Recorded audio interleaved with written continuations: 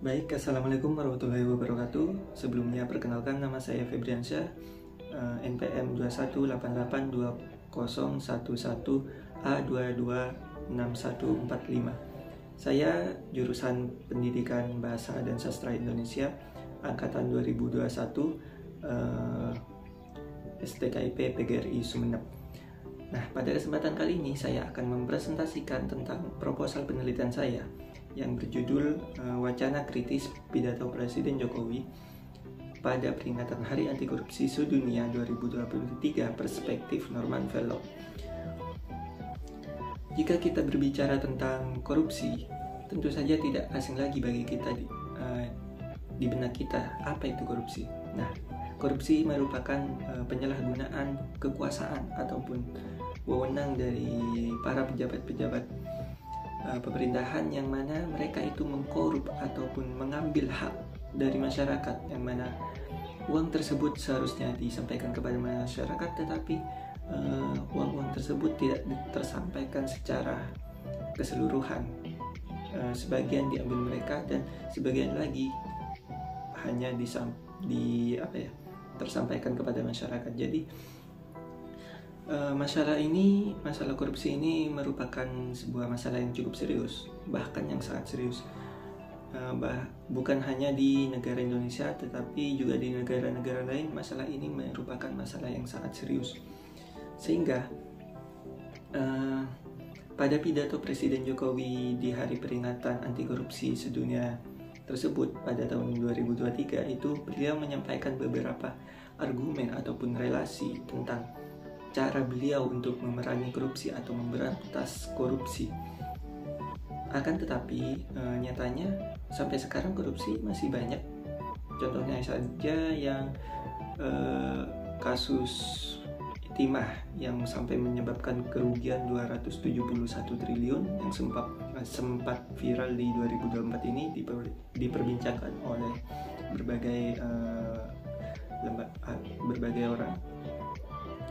Nah, dari sini saya tertarik untuk meneliti ujaran yang disampaikan oleh Presiden Jokowi pada pidatonya di hari peringatan anti korupsi tersebut. Itulah latar belakang saya melakukan penelitian ini. Yang selanjutnya yaitu rumusan masalah penelitian saya. Di sini ada dua, yang pertama rumusan masalah umum dan yang kedua rumusan masalah khusus. Di rumusan masalah umum yaitu bagaimanakah wacana kritis pidato Presiden Jokowi dalam peringatan Hari Anti Korupsi Sedunia 2023 berdasarkan perspektif Norman Fellow. Kemudian untuk rumusan masalah khusus di sini ada dua. Yang pertama yaitu bagaimanakah pemilihan diksi dalam pidato Presiden Jokowi pada peringatan Hari Anti Korupsi Sedunia 2023 perspektif Norman Fellow. Kemudian yang kedua rumusan masalah khususnya yaitu bagaimanakah kohesi dan koherensi dari dalam pidato Presiden Jokowi pada peringatan Hari Anti Korupsi Sedunia 2023 perspektif Norman Fellow.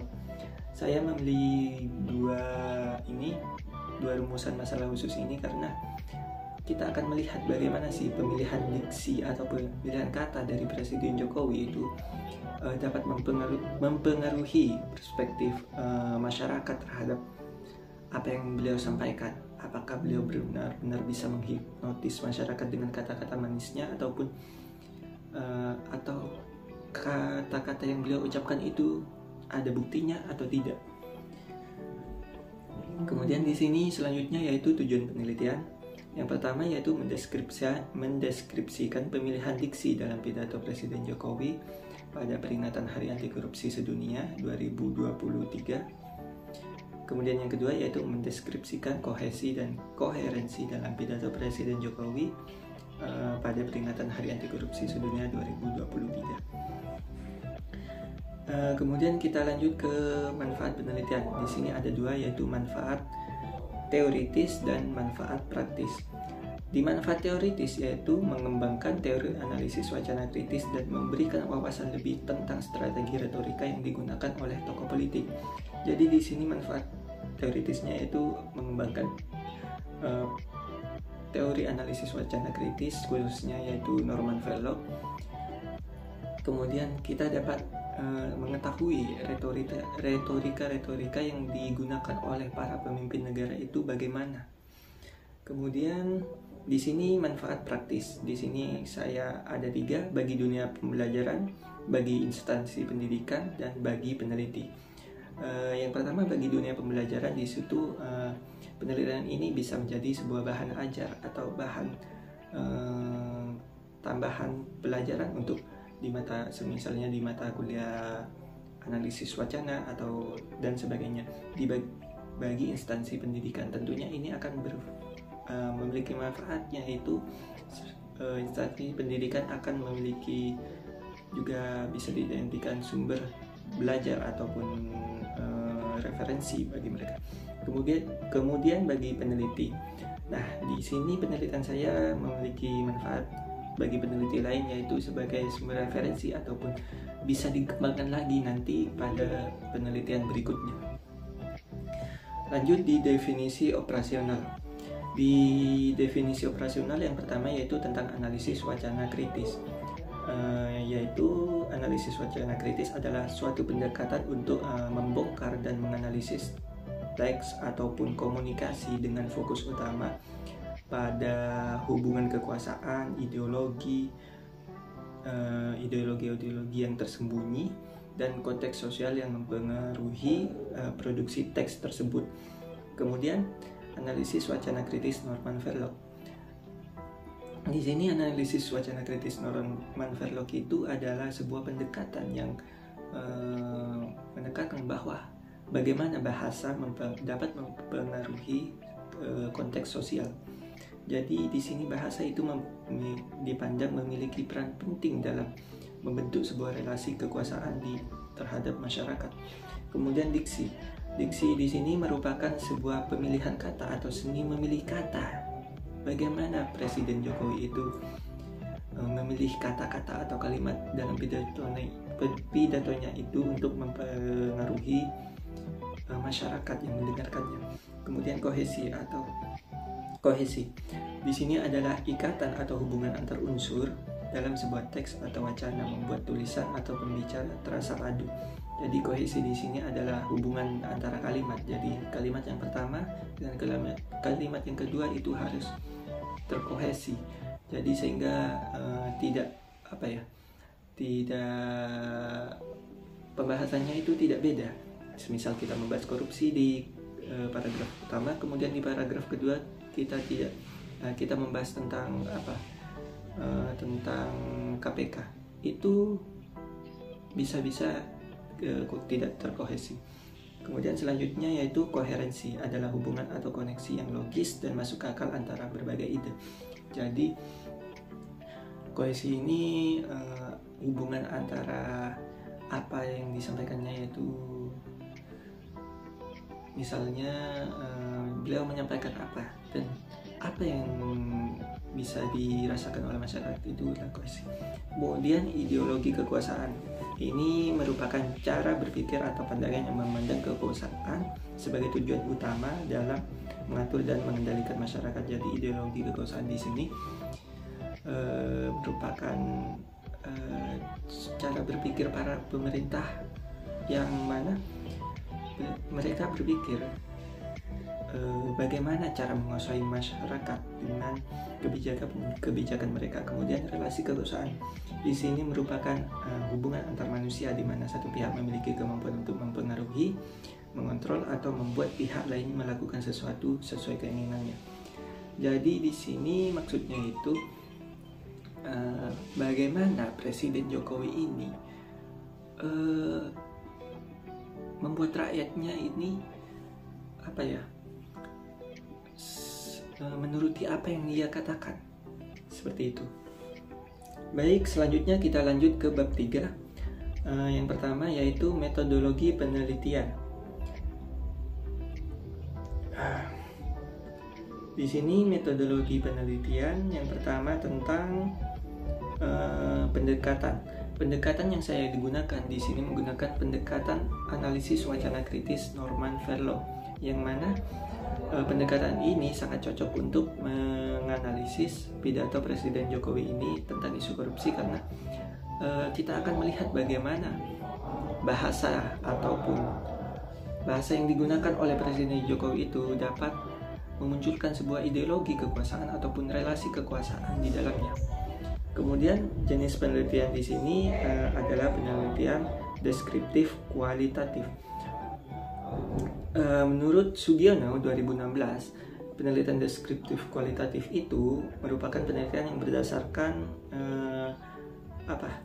pada filsafat positif yang digunakan untuk meneliti objek secara alamiah, di mana peneliti tersebut sebagai instrumen inti.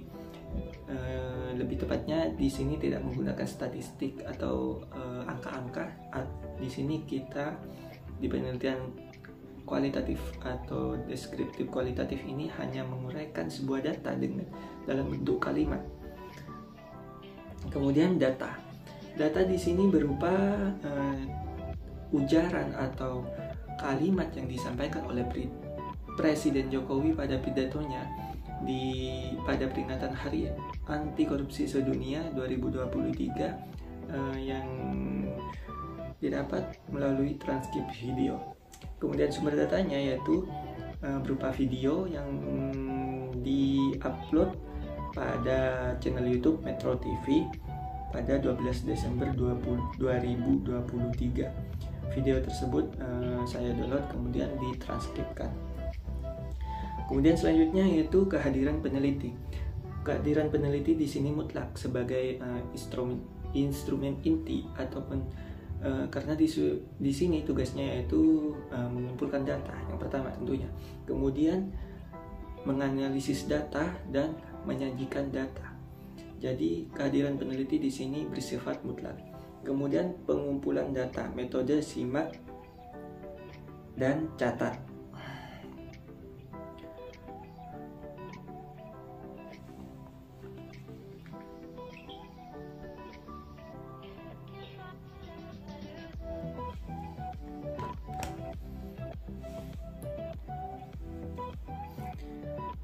Selanjutnya yaitu pengumpulan data.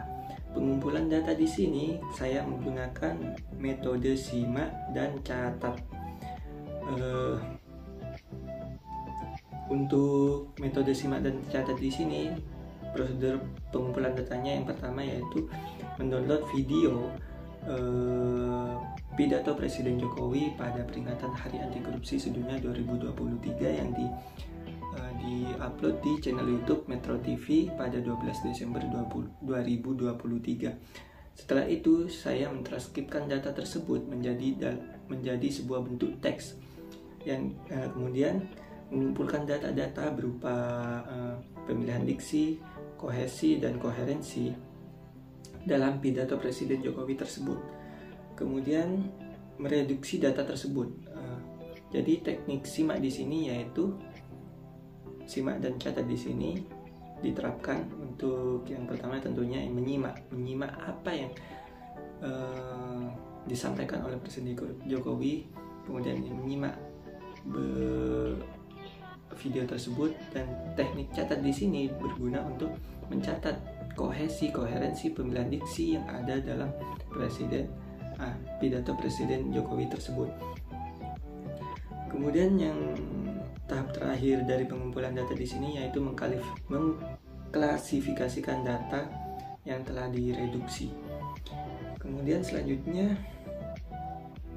analisis data. Di sini analisis data menggunakan analisis tekstual karena di sini saya hanya fokus pada dimensi teks dari analisis wacana kritis Norman Velok. Jadi saya menggunakan analisis tekstual yang berfokus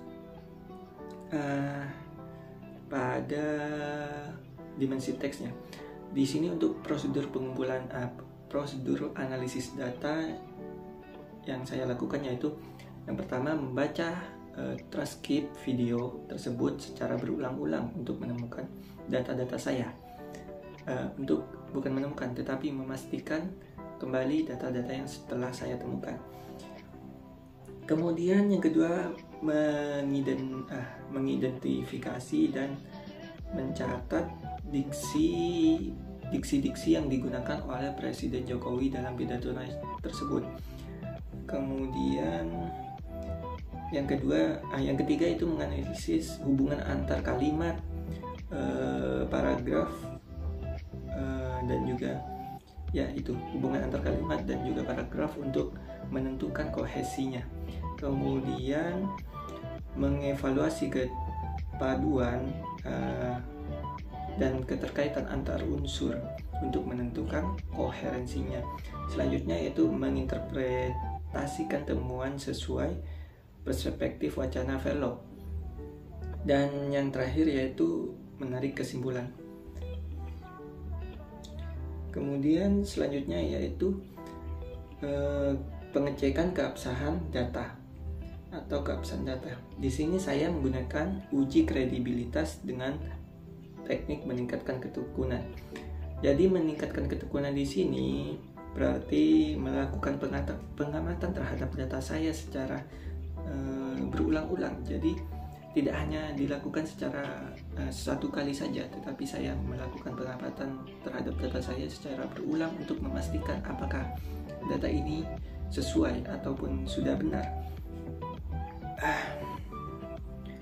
Kemudian selanjutnya yang terakhir yaitu tahapan penelitian ataupun penyajian data, penyajian proposal. Di sini yang pertama yaitu tahap persiapan. Tentunya pada tahap ini saya pertama itu mendownload video tentang pidato Presiden Jokowi pada peringatan Hari Anti Korupsi Sedunia 2023 di channel YouTube Metro TV yang diunggah pada 12 Desember 2023. Kemudian saya mentranskripkannya sehingga menjadi bentuk teks. Yang kedua yaitu tahap pengumpulan data.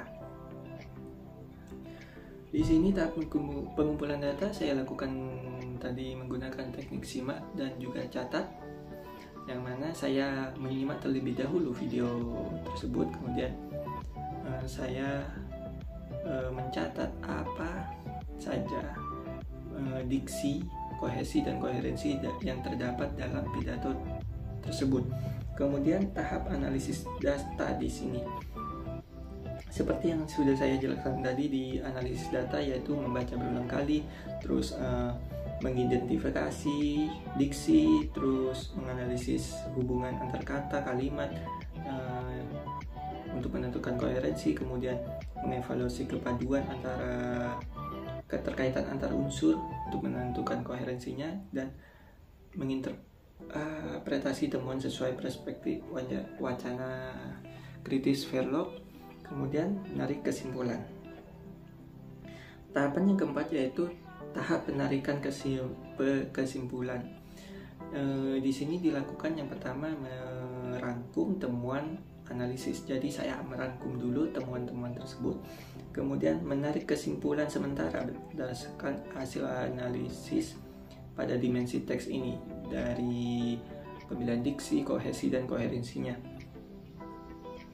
Kemudian saya menghubungkan temuan-temuan saya tersebut sesuai dengan ideologi kekuasaan ataupun relasi kekuasaan menurut perspektif Norman Verloc.